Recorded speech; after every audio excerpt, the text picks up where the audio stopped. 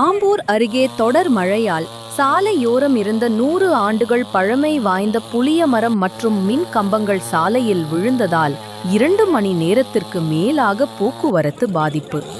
திருப்பத்தூர் மாவட்டம் ஆம்பூர் அடுத்த பாலூர் பகுதியில் தொடர் மழையால் சாலையோரம் இருந்த 100 ஆண்டுகள் பழமை வாய்ந்த 2 புளிய மரங்கள் மற்றும் மின் கம்பங்கள் சாலையில் விழுந்ததில் போக்குவரத்து பாதிக்கப்பட்டது.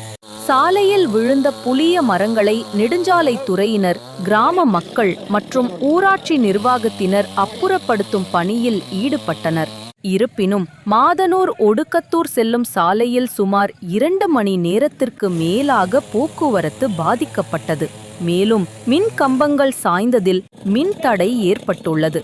இதனை சரி செய்யும் பணியில் மின்சாரத் துறையினர் ஈடுபட்டு வருகின்றனர்.